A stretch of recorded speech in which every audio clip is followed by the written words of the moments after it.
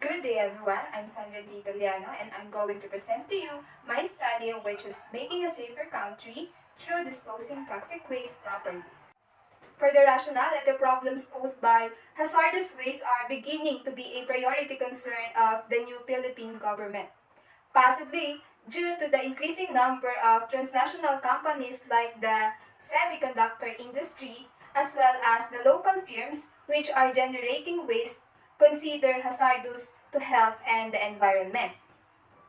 The Philippines, like any third world country, is not properly equipped in terms of equipment and technical expertise to deal with these waste.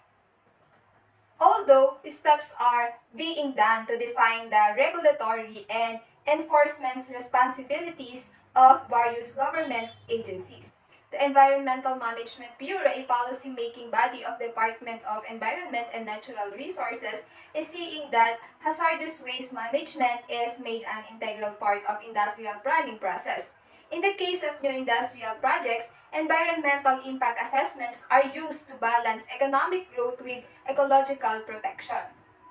Other activities of the EMB are geared towards providing baseline information that would eventually lead into the development of standards for hazardous waste management, environmental monitoring, and regulation of hazardous waste disposal. Figure 1 shows biodegradable waste comprises about half, 52.31% of municipal solid waste. Recyclable waste account for almost a third, which is 27.78% of municipal solid waste with an estimated range of 4.1% to 53.3%. Plastic packing materials comprising around 38% of this waste fraction and followed by paper and cardboard waste, which contributes about 31%. The remaining 31% is made of metals, glass, textile, leather, and rubber.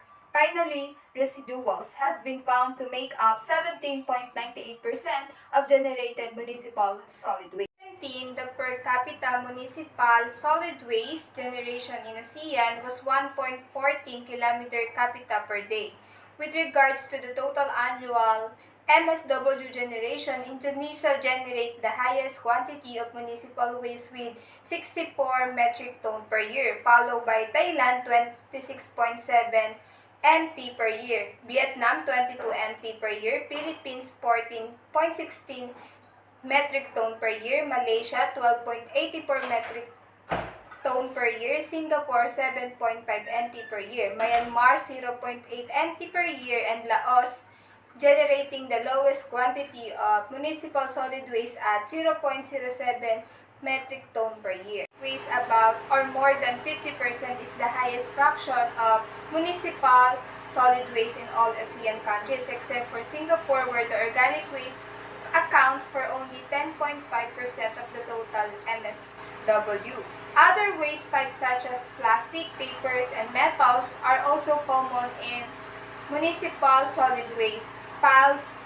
Besides MSW, healthcare waste, e-waste, industrial waste, and construction and demolition waste are the emerging waste streams in ASEAN countries that certainly require effective ways of management in the present and future times. Figure 3 shows the effect of toxic waste in environment in the Philippines. Most serious environmental problem is air pollution, which has become particularly severe in the country.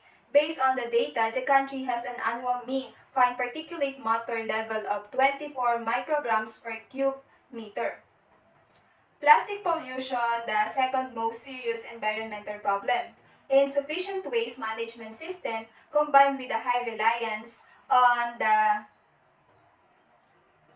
single-use plastic set of the stage for Philippines' annual generation of 2.7 million tons of plastic waste. Marine pollution is the third highest contributor to marine plastics, given that the country produces over 2 million tons of plastic waste each year. Fourth is the TC level rise in 20 mm per year, which is nearly tenfold greater than the average sea level rise. Figure 4 shows the different kind of diseases caused by toxic waste management. Pneumonia get the highest quantity percentage rate in the Philippines with 32.6%, followed by tetanus with 27%, tuberculosis with 26.3%, diarrhea with 2.3%, birth defect with 20.18%, asthma with 19%, cardiovascular disease with 17.9%, dengue with 16%, skin disease with 6.88%, and lung disease generating the lowest quantity of percentage with 4.8%. The result of data about the toxic waste in ASEAN country are considerable variations among the member states. Singapore, Malaysia, Indonesia, and Thailand generates the highest quantity of municipal waste, while Myanmar, Cambodia, Philippines, and Vietnam generating the lowest quantity of municipal solid waste. Data confirm that hazardous waste rarely affects on environment if not suitably managed, might cause adverse environmental effects. Toxic waste can harm people, animals, and plants whether it ends up in the ground, in streams, or even in the air. Some toxins persist in the environment for many years and accumulate over time. The data confirm that hazardous waste have a different effects in the health of people, which is dependent on the way the hazardous chemical enters the body. Some hazardous chemicals absorb rapidly through the skin, while the others don't at all. The toxicity of the chemical also determines the effect on the body. There are many hazardous chemicals are toxic is very small amount, where areas others can have a large volume of exposure before there is a reaction. Based on the findings and conclusion presented, the following recommendations are suggested.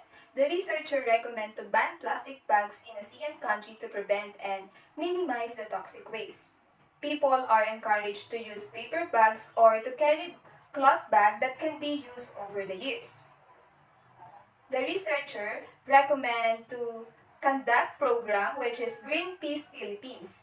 The main goal of Greenpeace Philippines is to protect natural landscape species and more from environmental threats such as perilous waste, imports, coal projects, and illegal logging. And creating an informative video using several platforms to further illustrate the effects of hazardous waste on human health. Its primary goal is to educate the public so that they are aware of the consequences it can have on people's health.